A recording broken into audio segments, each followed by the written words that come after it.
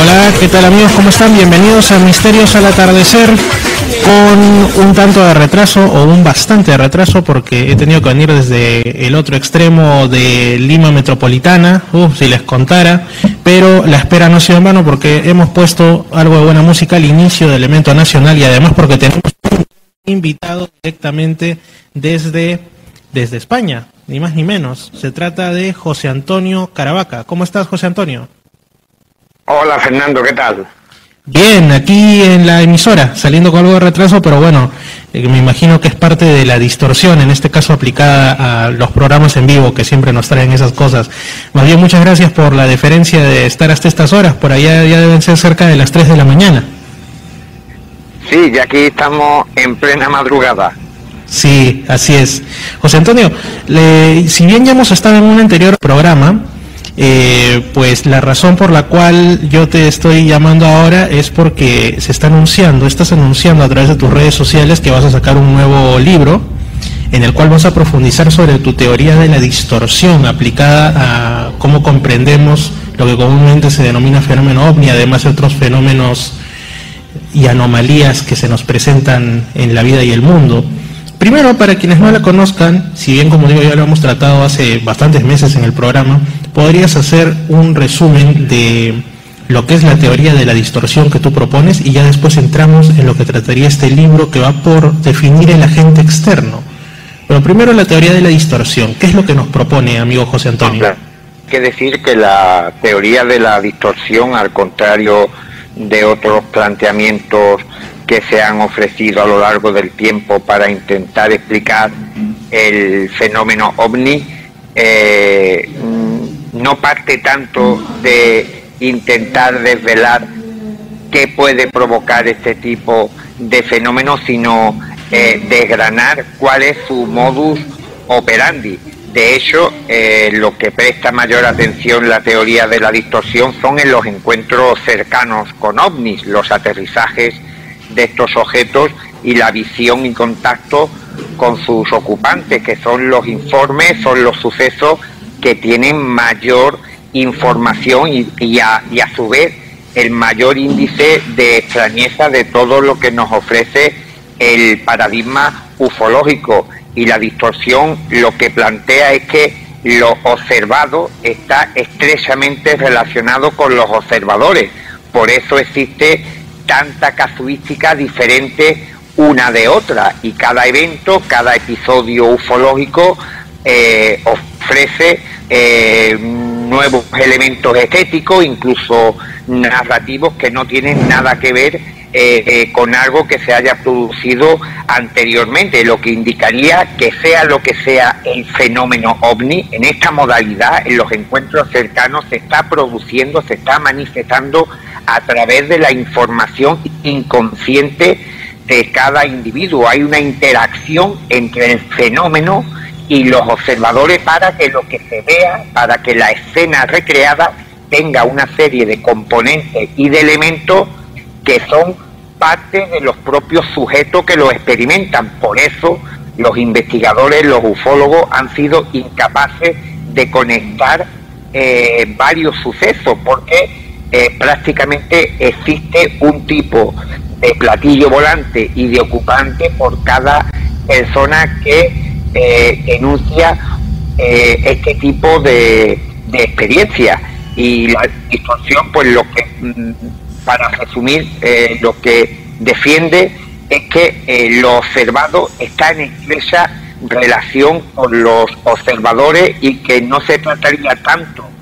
de un paradigma relacionado con inteligencias desconocidas, ya sea extraterrestres o seres procedentes de otras dimensiones, como algún tipo de fenómeno de carácter cognitivo que es, digamos, desconocido y que no es parte solamente del psiquismo humano, pero que estamos ante algo de carácter cognitivo que se está manifestando al ser humano desde hace siglos, utilizando patrones y factores socioculturales. Así es. Digamos que tu teoría, sobre todo cuando publicas en redes, donde yo también te tengo agregado hace buen tiempo, siempre ocasiona que algunas personas, sobre todo los que están convencidos de la hipótesis extraterrestre para darle una explicación a los fenómenos, sobre todo de avistamiento cercano, y aquellos también en los que quedan ciertas huellas sobre el terreno, quemaduras, etcétera. Bueno, hace tiempo que no hay ese tipo de casuística, al menos no que salga de manera masiva en los medios, pero debe seguir todavía ocurriendo. Entonces a veces ellos como que son los que están en contra de estas explicaciones que nos da la teoría de la distorsión, ¿no? Porque digamos que está yendo a derribar, está directamente yendo como si fuese una lanza hacia la teoría más, no digamos la más aceptada o la más cercana, pero sí la más popular, la más expandida a nivel de las grandes masas, que es la extraterrestre, ¿no? Pero lo que tú dices es muy cierto. Hombre, justamente... sí, pero habría que hacer una aclaración, Fernando. Claro. Si la mayoría de la gente que nos está escuchando, la mayoría de entusiastas, incluso investigadores que defienden la hipótesis extraterrestre para explicar este tipo concreto de eventos que yo estoy incluyendo en mi teoría de la distorsión, pues tendrían muchas más dudas sobre el posible origen extraterrestre para este tipo de extraordinarios episodios, puesto que el profundizar en la propia literatura, al conocer todo lo que nos ofrece el fenómeno de los encuentros cercanos, los aterrizajes y los contactos y encuentros con entidades desconocidas, es mucho más amplio, incluso yo diría que bizarro y absurdo, de lo que podemos delimitar dentro de la hipótesis extraterrestre. Incluso si mañana aterrizase una nave extraterrestre y esto pudiera ser documentado y fuera un acontecimiento histórico sin precedentes, esto no podría justificar los cientos, miles de sucesos registrados por los investigadores en las últimas 7 décadas. Obviamente este tipo de fenomenología está relacionada con otro tipo de elementos, de factores que nada tienen que ver con lo estrictamente extraterrestre, entendiendo esto como seres biológicos que han manufacturado una nave y que han llegado a nuestro planeta. Así es. Uno de los temas que también tú mencionas y que a mí me vino a la mente justo en estos días, bueno, en estos días yo encontré una revista ufológica, o varios ejemplares de una revista ufológica italiana, si no me equivoco, Noticiario UFO, ahorita no tengo el nombre, pero creo que sí que es del Centro de Estudios del Fenómeno OVNI de allá, y ahí en uno de los artículos hablan sobre las supuestas razas alienígenas, ¿no? Basándose en los encuentros cercanos, y llenaba casi una cara completa, casi una página entera, los dibujos que hacían de todos los supuestos ocupantes, ¿no? Entonces, esto es una de las cosas que sí siempre a mí me han causado duda, ¿no? Porque la Tierra es un mundo muy importante que está en una encrucijada por la que todos tienen que pasar y detenerse, o es que estamos ante otra cuestión distinta y lo que vemos en realidad es, por decirlo de alguna manera, metamórfico, pero no quiere decir que existen innúmeras razas, ¿no? Lo cual también sería un tanto extraño, o al menos lo extraño sería que todos vengan aquí a la Tierra y algunos con comportamiento bastante injustificado para tirarse tremendo viaje desde otros mundos alejados del nuestro, ¿no? Entonces aquí la teoría de la distorsión tiene un punto muy, muy importante, porque va directamente, como tú dices, más hacia que se trata de una cuestión el agente externo, como le llamas, que genera o tiene alguna influencia sobre la psique de quien lo está observando, quien lo está viendo. ¿Podrías profundizar sobre esto? Porque me parece, corrígeme si me equivoco, que de esto va un libro que ya está para salir, un libro de tu autoría. Sí, es una continuación de mi otra obra que salió publicada en 2019, Distorsión. Y lo que pretendo es ampliar un poco más esta idea de la distorsión y también ofrecer otro punto de vista sobre el posible origen o motivación de este tipo de fenómenos. Y para entrar de lleno en lo que podría ocultarse detrás de este agente externo, yo incluso introduciría una nueva vía que nada tiene que ver con muchas de las ideas y planteamientos que se han vertido hasta el momento para intentar explicar esa incógnita del $1.000.000 de qué hay detrás del fenómeno OVNI. Por eso yo siempre soy muy prudente y me limito al campo de estudio en el que yo me he especializado, que es el de los encuentros cercanos. Y yo creo más bien que se trataría, como decía anteriormente al principio, de un paradigma de carácter cognitivo que nos hablaría de que la mente humana, la psique, no está delimitada por las fronteras de lo que percibimos habitualmente, lo que hemos etiquetado como la realidad ordinaria, sino que hay una serie de estados alterados de conciencia que nos permiten acceder a una realidad ampliada, a un universo cognitivo desconocido donde al parecer se pueden dar cierto tipo de fenómenos paranormales y donde se potencian ciertas capacidades de la psique que permanecen latentes y que en la mayoría de las ocasiones pues no podemos desarrollar, pero de las que se ha hablado a lo largo de la historia, y en las que entrarían el poder ver y acceder a esas porciones de nuestra realidad que en el modo habitual pues permanecen totalmente ocultas. Y yo creo que este agente externo de alguna manera es un cicerone, una guía, una especie de barquero que nos acompaña en ese viaje psicodimensional, y de alguna manera pues se produce esa interacción, esa comunicación, esa retroalimentación de información que incluso puede ser activada de una forma automática por nuestro inconsciente al entrar de una manera no premeditada, ni buscada, ni conocida en este fastuoso universo mental, psíquico, cognitivo, que no quiere decir que estemos tratando de alucinaciones ni de otro tipo de trastornos mentales, porque de hecho esta realidad a la cual accedemos tiene también un fuerte componente físico en ocasiones, que puede interaccionar no solo con el medio, sino con los sujetos, teniendo todo tipo de secuelas físicas. Y por tanto yo creo que incluso podría ser una especie de cortina de interferencia, de ruido que producen nuestros factores socioculturales, nuestras creencias, a la hora de intentar inconscientemente dar forma a unas experiencias, a un contacto, a una visualización de una realidad completamente desconocida y arrolladora, que nos sale al paso, como digo, de una manera fortuita y aleatoria, y en ese momento pues se produce esa especie de recomposición desde nuestro punto de vista, adornado con esos factores socioculturales que han ido modificándose a lo largo de la historia, y por eso tenemos también una gran amalgama de entidades, criaturas,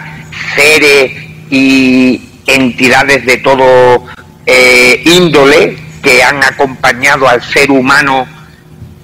como decía, a lo largo de los siglos, y todos ellos parecen venir de un mundo que está más allá de lo visible, más allá de lo tangible, pero que está tan cerca que podemos encontrar a sus emisarios dentro de nuestros domicilios o en un camino cercano, incluso en el patio trasero de nuestra vivienda, y por tanto son tan lejanos como cercanos, y tienen incluso una serie de comportamientos, de gestualidad, de comunicación que es muy similar a la nuestra, y por eso yo creo que ese universo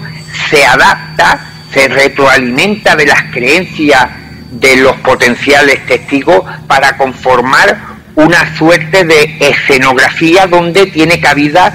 todos esos componentes que para nosotros son reconocibles y que de alguna manera pues se van modificando a lo largo del transcurrir de los años. Uh-huh. Recuerdo que yo hace ya algunas semanas atrás, cuando también mencionaste algo del agente externo en una publicación de tu Facebook, yo dije algo que fue lo que primero que me vino a la mente, pero también yo he compartido la teoría de la distorsión y también lo he escuchado la vez pasada que lo tratamos en la radio hace unos meses, un amigo que le interesa también el tema OVNI, y entonces lo puse ahí en tu Facebook, y es, ¿no será que detrás del agente externo se esconde una inteligencia no humana que es la que causa, digamos, esa chispa en la psique, ese cambio en nuestra percepción de la realidad, que es lo que, o sea, mejor dicho, que detrás de esos aparentes ángeles o seres grises o espíritus de la naturaleza se esconde otra cosa que es la que, por decirlo de una manera bastante coloquial, está proyectando eso hacia nosotros para que lo percibamos de tal forma y como que se esconde ahí? Y bueno, yo te lo dije de una manera más sencilla, te puse algo así como, ¿no será que detrás del agente externo se esconde una inteligencia extraterrestre? Y tú me dijiste que no creías que hubiese eso, ¿no? Claro, porque si analizamos el contenido y las consecuencias de este tipo de encuentros, de situaciones y de experiencias, vemos que realmente no hay nada, desde mi punto de vista, después de haber realizado un amplio análisis de estos encuentros, que nos pueda indicar que estamos tratando con una inteligencia foránea al uso, como imaginamos desde el inicio de la ufología, como una civilización extraterrestre, como unos seres interdimensionales o extradimensionales que acuden a nuestro planeta para hacer cualquier tipo de operación encubierta, sino yo más bien creo que es algo relacionado con el funcionamiento del universo, pero en su más amplio significado, y que nuestra mente no es simplemente un órgano como el hígado o como el corazón, y sabemos la importancia que tienen estos órganos para que sigamos vivos, pero que el cerebro es algo más. De hecho, ya incluso hay cada vez más científicos que dudan incluso que la conciencia humana se sitúe en las fronteras de la materia que compone nuestro cerebro, y piensan que puede ser algo que se conecta a este cuerpo físico. Y yo creo que la respuesta para este tipo de sucesos pues tendríamos que buscarla en ese sentido, en ver que nuestra mente no está limitada por los sentidos ordinarios, sino que puede acceder a una información que existe, que está ahí, pero que de alguna manera cuando se producen estos chispazos, estos encuentros con la otra realidad, con este universo cognitivo, nuestra interpretación establece una cortina, una interferencia, y por eso los encuentros con ovnis, los encuentros con hadas, con fantasmas, con todo tipo de entidades, pues tienen un argumentario en ocasiones ridículo y asociado a componentes culturales de nuestra propia civilización, porque sería como que nuestra propia mente no dejaría que este universo se expresara con rotundidad y con claridad sobre qué es lo que nos quiere decir o lo que nos puede enseñar, y de alguna manera es como si no vaciáramos el contenido intelectual de nuestra mente a la hora de, que sería muy complicado porque, como digo, no es una cosa que se busque, sino que sale a nuestro paso de una manera un tanto arrolladora, y que hace que en un ejercicio de intencionalidad de reconstruir, de dar forma, de dar una interpretación, de dar un sentido a algo que se escapa a lo que nos han enseñado en el colegio, lo que hemos aprendido en nuestra vida normal, hace que le arropemos estas manifestaciones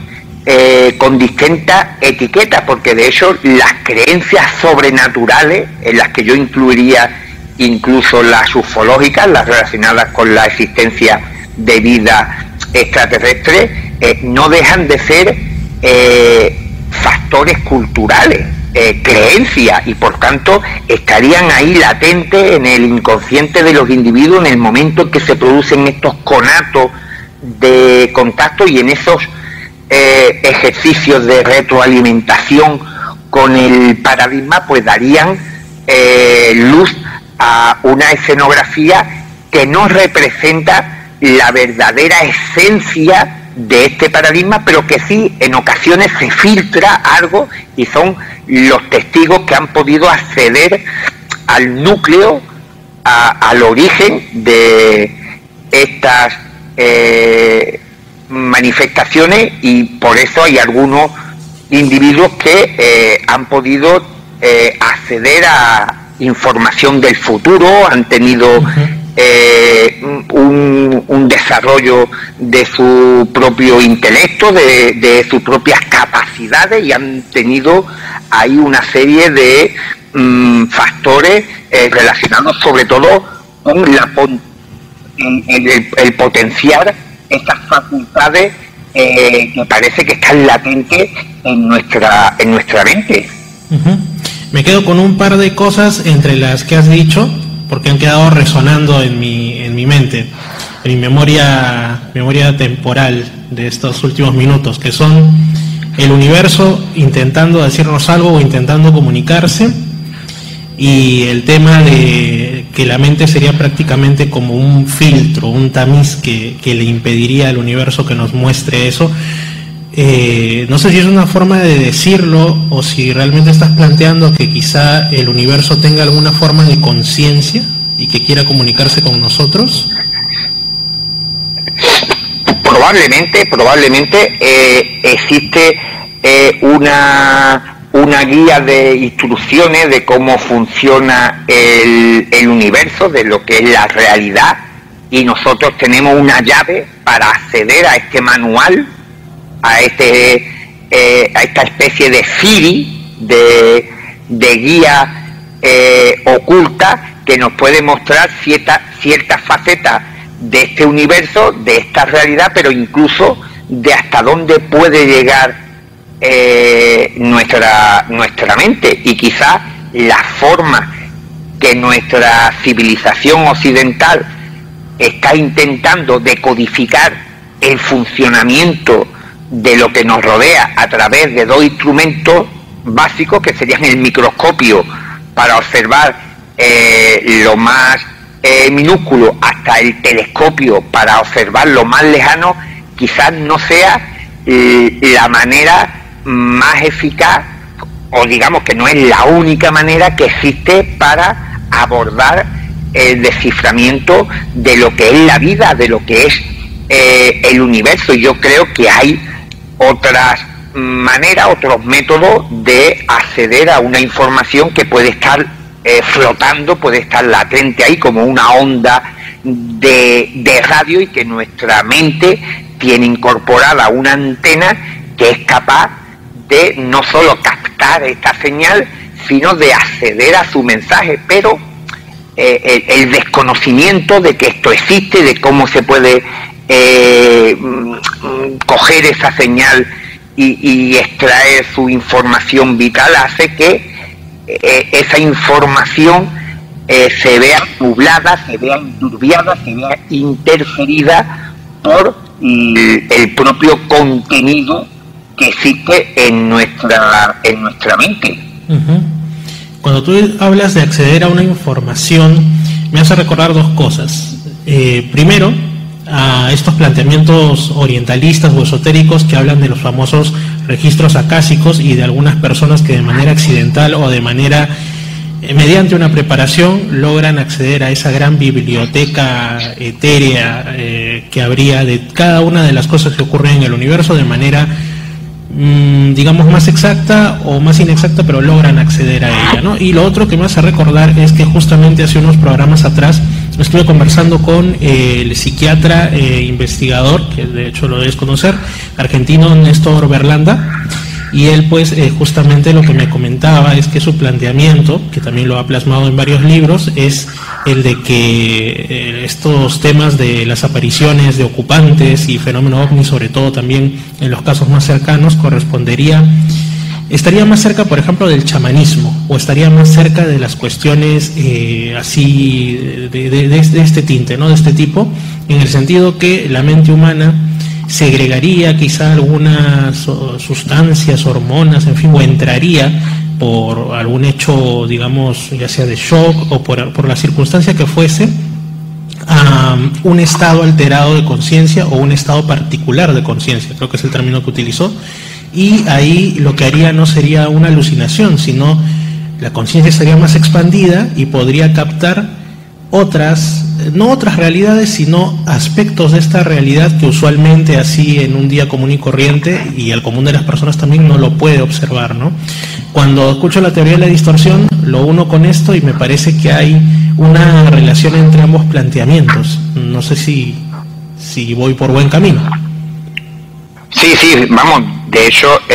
Néstor Berlanda y su grupo CIFO desde hace ya varias décadas vienen defendiendo una serie de planteamientos que abogan por este tipo de ideas que van alejadas de la típica hipótesis extraterrestre. De hecho, te comentaba que a lo largo de la historia son numerosas culturas que han hablado de la existencia con diferentes nombres, con diferentes ropajes, de criaturas, de seres, de entidades, maestros espirituales, llamémosle X, que habitan en mundos invisibles, en reinos ocultos, que vienen del cielo, que vienen del infierno, que vienen del más allá, del más acá, pero que nunca dejan evidencias de su paso, tienen una serie de componentes comunes que lo que parece indicar, vístolo desde una perspectiva sosegada y objetiva, que se trataría de un mismo fenómeno decodificado de muchas maneras diferentes, que estaría relacionado primeramente con la conciencia humana y con la existencia de algo externo a ella, y ahí sería quizás el matiz, la diferencia que existiría con los planteamientos de mi buen amigo y admirado Néstor Berlanda, de que sería ese detonante, ese factor exógeno que añadir a esta ecuación, y que quizás no desde el punto de vista como planteaba Jacques Vallée o John Keel, como una entidad ultraterrestre en el caso de Keel, o de un sistema de control todopoderoso de Jacques Vallée. Yo pienso que se trata de algo más simple, que sería de algo, como digo, relacionado con porciones todavía de nuestra propia realidad, de nuestro propio universo, que no controlamos del todo, que no sabemos que están ahí, pero que de alguna manera pueden interferir en determinados momentos y bajo determinadas circunstancias, y implicar la participación de los testigos de esa forma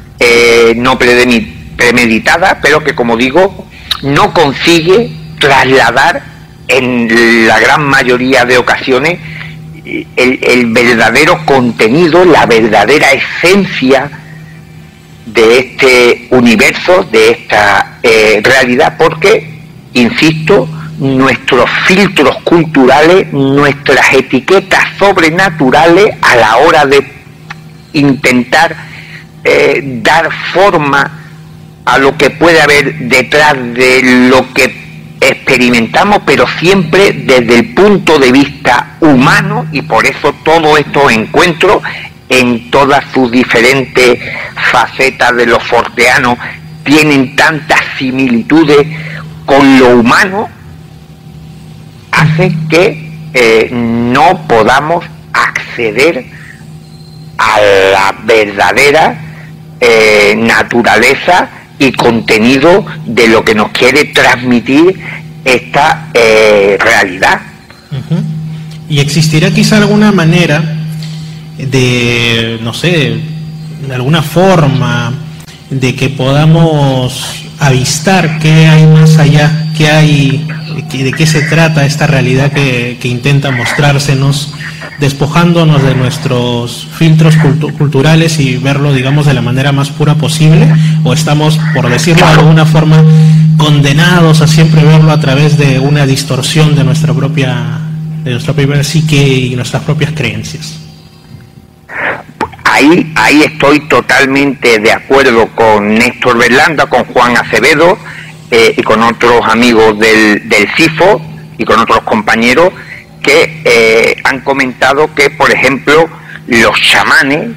que creo que fueron los primeros que descubrieron hace siglos la existencia de este fastuoso universo, consiguieron penetrar, traspasar y llegar al mundo,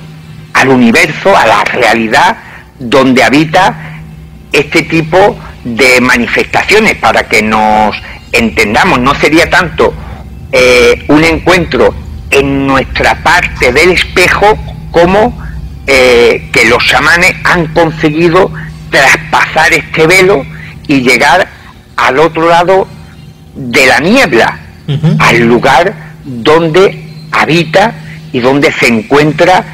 este universo cognitivo, y por eso son las personas, los testigos, entre comillas, para equipararlo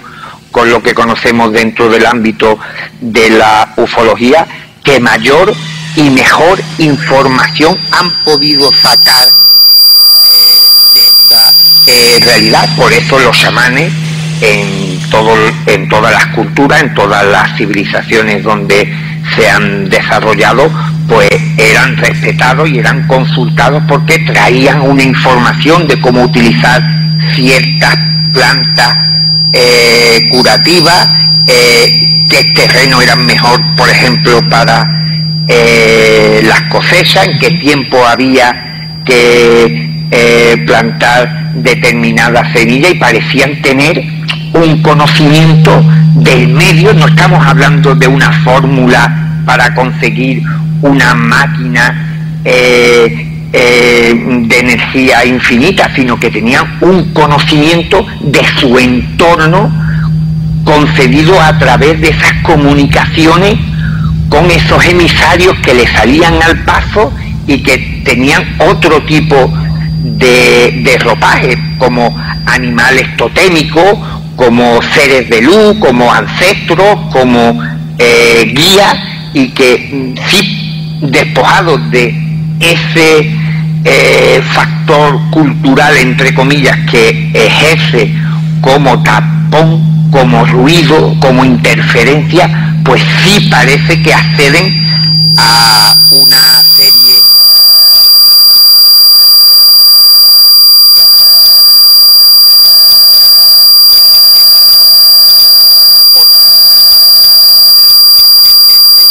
de todos estos miedos, de todo este conocimiento y creencias, que hace que se le otorgue una etiqueta al fenómeno incluso antes de que éste intente transmitir el mensaje. Pero cuando, digamos, cuando un chamán nos trae información del otro lado, por así decirlo, en el sentido de decir que ha sido entregada por un animal totémico o algo así, ¿no estaría también siendo condicionado por su propia cultura y creencia? Sí, pero digamos que él utilizaría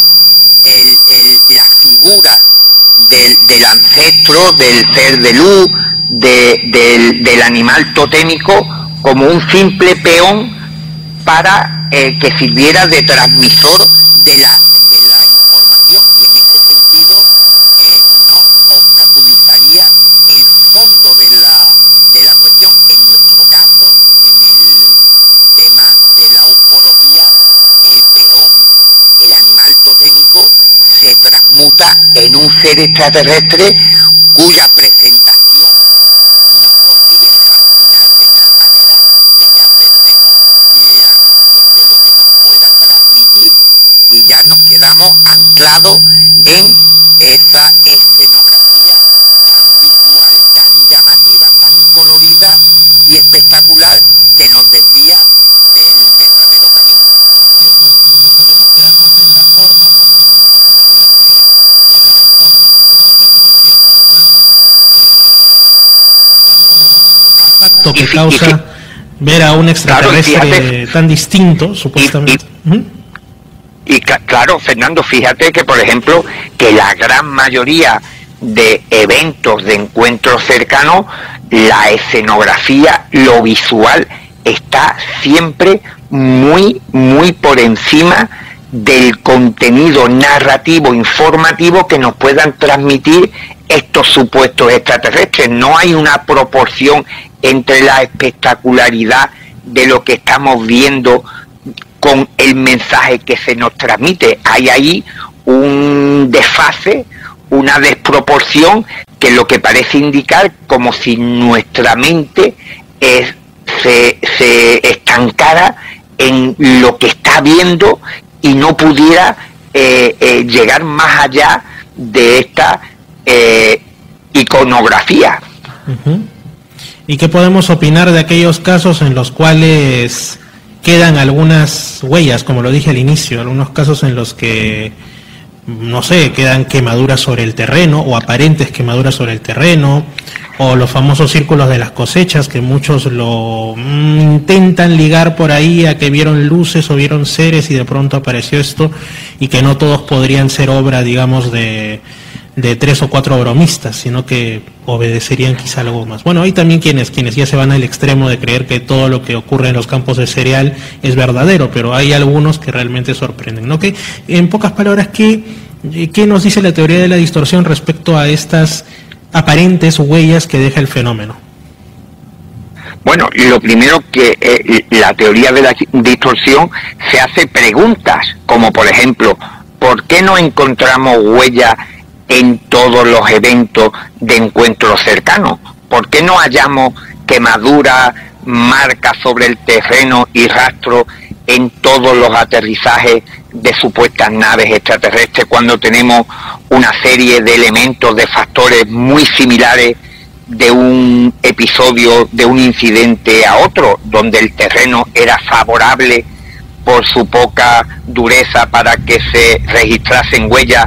y vemos que de un episodio a otro parece que el fenómeno tiene un interruptor para dejar huellas en uno y en otros no? Pues si lo observamos con detenimiento, comprobaremos que lo único que varía de un caso a otro es el testigo. Presuponemos que el paradigma siempre es el mismo. Lo que varía en cada suceso es el protagonista, el sujeto, la persona que experimenta este tipo de encuentros. Por tanto, quizás incluso la participación, la inclusión de evidencia física, no solo sobre el terreno, sino en repercusiones físicas sobre el testigo, estarían vinculadas a la participación inmersiva de cada individuo en distinto grado con esta otra realidad, con este universo cognitivo, potenciando ciertas cosas de lo que ve, de lo que experimenta, que hace que no solamente pueda tener interacción con el medio, provocando una serie de huellas y marcas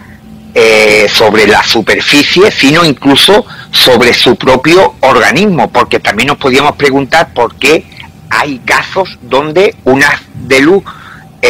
proyectado por un ovni o por un tripulante de un platillo volante provoca quemadura o cualquier otro tipo de marca sobre la piel o el cuerpo de los testigos, y en otros no. Por tanto, aquí vemos que quizá incluso, yo creo que la participación de cada individuo no solamente compone la escenografía de una serie de detalles estéticos que no se van a repetir en otro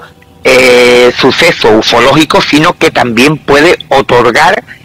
capacidades físicas al fenómeno dependiendo de la intensidad con la que confluya, se retroalimente con este fenómeno, porque hay chamanes que también traen huellas físicas de su entrada en esta realidad. Por ejemplo, ¿algún caso que recuerdes de esto último que mencionas? Sí, bueno, hay casos que lo cuenta Terence McKenna, que es un investigador que ha investigado mucho el asunto de los viajes chamánicos a través de la droga y otras sustancias para acceder, para potenciar o para ayudar el ingreso en este universo, y en uno de sus libros comentaba una anécdota que creo que lo vivió su hermano, en el cual dentro de una experiencia cuasionírica, dentro de este, como digo siempre, hipnótico y desconcertante universo cognitivo, pues recordaron una experiencia de su infancia donde ellos tenían una especie de cajón o de baúl pequeño, cajita de los secretos donde guardaban muchas cosas bajo llave,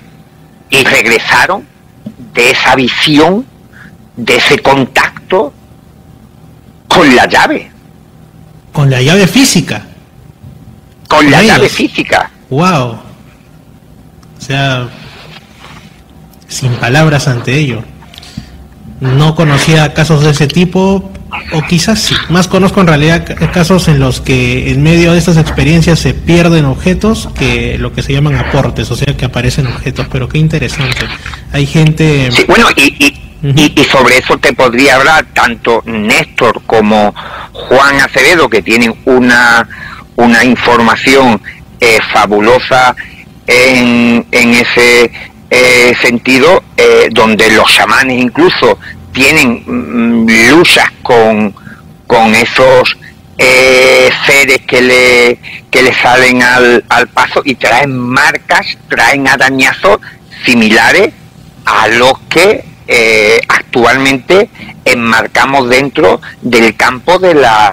abducciones. Exacto, en eso yo pensé, en los famosos visitantes de dormitorio, los que antes se llamaban incubos, súcubos, ¿no? Y que después de una especie de sometimiento a la pobre víctima cuando está descansando, esta muchas veces se despierta y piensa que todo ha sido un sueño, y de pronto ve y hay un moretón o hay un rasguño, o incluso alguna marca medianamente geométrica que le recuerda que eso fue más real de lo que quisiera pensar y creer, ¿no? Entonces, sí, es lo que he recordado cuando has mencionado esto.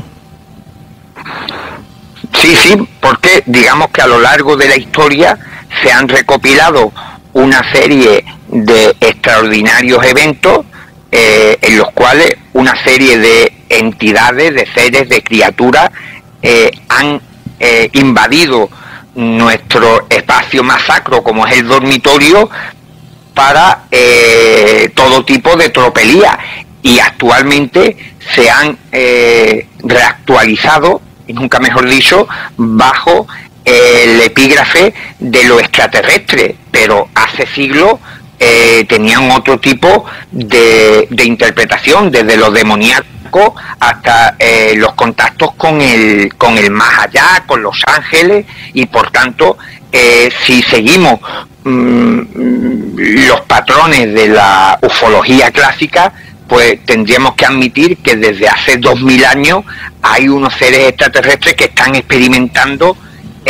con nosotros en nuestro dormitorio, y lo más sencillo sería que hay una realidad desconocida a la que a veces nuestra mente accede por circunstancias y factores que serían muy complejos de dilucidar, y que nuestro insisto, repito por enésima vez, nuestros filtros culturales, nuestras creencias religiosas, filosóficas, sobrenaturales, forteanas, extraterrestres, científicas, las van adornando en un ejercicio, como digo, automático de nuestro inconsciente, que no es ni buscado ni premeditado, pero que hace, como también he comentado, un ejercicio de intentar dar forma a algo que se nos escapa por completo, y lo intenta, digámoslo así, racionalizar, dándole una forma, porque incluso para el que ve un extraterrestre, para el que ve un ángel, para el que ve un demonio, para el que ve un duende, aunque esto exceda los límites de lo conocido, pero ya para él tiene cierto sentido, ya tiene cierto nombre, porque le ha dado una forma que, aunque no sigue, insisto, los cánones convencionales de lo que nos han enseñado, pero de alguna manera siente cierta tranquilidad al ver que lo que le visita es un difunto, es un ángel o es un ser del planeta Marte. Uh-huh. Así es. José Antonio, quizá para ir finalizando ya, ¿qué podemos encontrar? Primero que nada, ¿cuál es el nombre que le has decidido dar? Y segundo, ¿qué podemos encontrar en este nuevo libro tuyo que está así ya, a un pelo de salir? Pues el nombre todavía no te lo puedo decir, más que nada porque estamos ahí barajando varios y no lo tenemos decidido todavía, pero lo que sí te puedo adelantar es que el libro trae mucha más información sobre el modus operandi del fenómeno OVNI en estos episodios de encuentro cercano, intentando decodificar cómo se producen estas manifestaciones y poniendo varios ejemplos para que los lectores, aficionados, investigadores y estudiosos vean cómo se comportaría la distorsión aplicada a este tipo de eventos. Y también hay una parte muy importante donde se habla de todo lo relacionado con el agente externo, con este posible origen del fenómeno alejado de los convencionalismos ortodoxos, si se puede utilizar esta palabra para algo relacionado con la ufología, y creo que es una buena continuación de mi libro Distorsión para ir ampliando mi planteamiento sobre la distorsión, y sobre todo para que al que le haya quedado alguna duda tras la lectura del anterior libro, pues las pueda resolver, porque también he incluido muchas de las cuestiones, de las preguntas que no solo me han formulado lectores del libro de Distorsión, sino que con el tiempo tanto algunos compañeros investigadores pues me han ido planteando para completar y evolucionar, porque hay que decir que la teoría de la distorsión no es algo estanco, no es algo que yo lo tenga delimitado y dentro de un marco ya definitorio, sino que va, como digo, evolucionando, y creo que hay una serie de aspectos en este libro que van a sorprender mucho a los lectores. Uh-huh. Algo leía por ahí de que este libro va a ir directo a, digamos, hacer que la teoría extraterrestre, que ya está bastante debilitada desde hace algún tiempo, no en la mente, digamos, de las grandes masas, ¿no?, que sigue disfrutándola, sino entre los investigadores. Algo leí de que este libro va, digamos, a ir directo a que se le cuestione totalmente y ya se le ponga, pues, quizá en las reliquias del misterio, ahí en ese acápite de nuestras bibliotecas. Bueno, sobre todo lo que yo he pretendido es que el lector vea la complejidad que tiene el fenómeno no el fenómeno ovni de por sí, sino el fenómeno de los encuentros cercanos. Para esta nueva obra he analizado, he estudiado más de 10.000 incidentes y he hecho un buen resumen de lo que nos ofrece este tipo de literatura ufológica, para que antes siquiera de que el lector aficionado e investigador lea sobre mis planteamientos, tenga una buena imagen mental de lo que nos ha ofrecido la literatura ufológica, sin ningún tipo de condicionamiento ni sesgo, sino que lo vea pura y llanamente lo que encontramos si nos decidimos a profundizar en los cientos y miles de sucesos de personas que a lo largo de los años y en diferentes partes del mundo aseguran que se han topado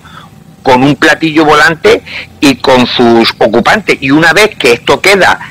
meridianamente expuesto, es cuando uno se debe de plantear una serie de preguntas a las cuales yo intento dar una explicación desde mi punto de vista. Pero yo creo que incluso el ya plantearse una serie de interrogantes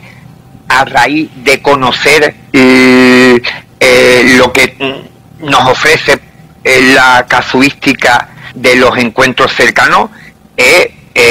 importante y delatador de la complejidad de este tipo de apariciones, más allá de la hipótesis extraterrestre. Y no es que yo necesite negarla, sino que, como digo, el conocimiento y la lectura global de un resumen de lo que encontramos en este tipo de eventos, pues nos debe de hacer dudar de lo que hemos creído hasta el momento que era la única respuesta válida, lógica y sensata para estas manifestaciones. Uh-huh. José Antonio, nos quedan 10 minutillos antes de tener que retirarnos y dar paso al siguiente programa, pero los quiero aprovechar, antes de despedirme también, para hacerte una pregunta que también me ha venido a raíz de lo que estamos conversando, y es: ¿cuál sería tu punto de vista respecto a estos lugares en los que parece que la casuística se manifiesta más? O sea, los lugares que son conocidos como zonas de poder o, digamos, lugares de contacto, etcétera. Por ejemplo, aquí en Perú, cerca de Lima, tenemos dos que creo que los conocen en buena parte del mundo, que son Chilca y Marcahuasi, donde diversas personas dicen que han visto desde seres vestidos de blanco hasta grises, pasando por duendecillos, como se les conoce popularmente, y hasta apariciones de tipo abiertamente paranormal. ¿Por qué habrían algunos lugares donde más que otros pareciera que es el ambiente más que la persona el que hace propicio que se manifiesten más estas realidades tan particulares? Bueno, te comentaba anteriormente que hay una serie de factores que deben de conjugarse para que este universo se abra a paso o establezca esos contactos con los investigadores, con los testigos, y que se produzcan este tipo de experiencias. Y quizás no solamente sean a nivel privativo de cada individuo, de que tenga unas capacidades o que tenga cualquier tipo de elemento en su psique en el justo instante en el cual contacta con el agente externo o con este universo, sino que a nivel del terreno, como tú decías, de los lugares mágicos, sagrados, y que durante siglos han tenido una tradición de fenómenos sobrenaturales en un amplio margen de la palabra, pues sean favorecedores para que se den este tipo de apariciones. Por eso te decía que quizás sería uno de los aspectos más difíciles de concretar o de especificar de por qué hay testigos, personas, individuos que tienen la fortuna o la desgracia, según el caso, de experimentar este tipo de vivencias y otros no, y por qué hay lugares que parecen marcados por el misterio. Así es, las zonas ventana, como también las llaman. Sí, eso es cierto. Y también los famosos casos de aquellos que, por más que vayan a estos lugares que parecen, como tú ya lo dices, favorecedores de que se den estas circunstancias, no ven nada. No hay algunos que no ven nada, mientras que hay otros en los que quizás sí se conjuga una condición especial de su psicología y de sus creencias y todo. Es, digámoslo así, hace clic, enlaza con el lugar al cual van y se produce la magia, se produce el momento del misterio, ¿no? Fíjate, Fernando, que había un testigo ovni muy importante que yo entrevisté hace algunos años, que me comentaba que el fenómeno ovni no está para quien lo busca, sino para quien lo encuentra. Y por tanto, por mucho que acudamos a estos lugares y por mucho que visitemos zonas ventanas, algunas personas no tendrán la oportunidad de toparse, de enfrentarse con esta realidad, y otras personas, sin buscarlo, sin ningún tipo de conocimiento, van una sola vez en su vida y topan y se encuentran cara a cara con lo desconocido. Así es. José Antonio, muchas gracias por haber concedido esta entrevista, sobre todo teniendo en cuenta que acá, claro, estamos un tanto cómodos porque son las 8:52 de la noche, pero allá ya están más que a mitad de madrugada, así que muchas gracias, como digo, nuevamente por la deferencia, por estar aquí, y pues una magnífica exposición de tu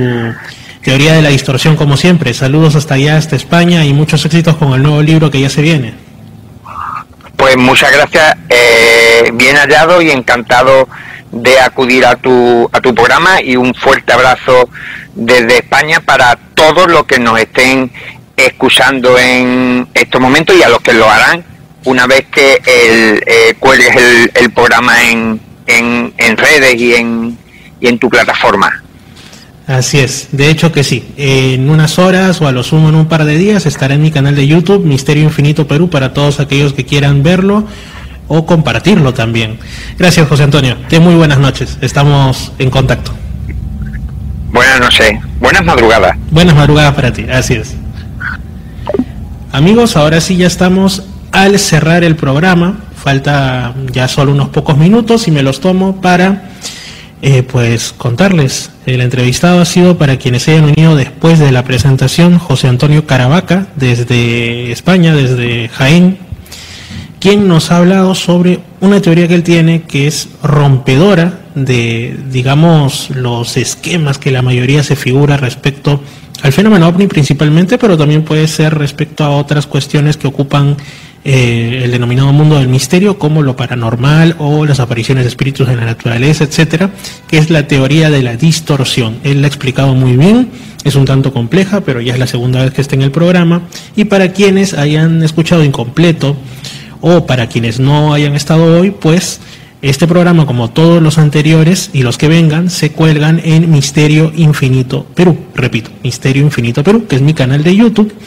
Y algunos programas también son subidos en formato audio a Spotify y Anchor, como Reflexiones y Misterios con Fernando, que es mi plataforma, que a veces la tengo un poco descuidada, pero hay cositas interesantes ahí y habrá más, eso se los prometo. Un servidor, Fernando Chapi Martínez, se vaya despidiendo, pero no sin antes agradecerles su audiencia, y ustedes saben que por aquí andamos cada viernes a las 6:30 y cada sábado intento estar a las 7. Sé que a veces me traicionan los tiempos y todo porque vivo bastante lejos de aquí, siempre ocurre la distorsión, nunca mejor dicho, ya que hemos estado tratando esa teoría con el invitado hasta hace unos minutos, Y pues son esas cosas, confluye el misterio y uno no llega, tiene que tomar taxi y todo se va, digamos, cambiando, mutando de lo que uno quisiera en un primer momento. Pero ahora sí, me callo y los dejo con la programación de Radio Los Andes que continúa. Nos vemos el viernes a las 6:30 con un nuevo tema, quizás con nuevos invitados, y también los espero en Misterio Infinito, pero en YouTube. Fernando Chapín Martínez se despide y chao. Nos vemos.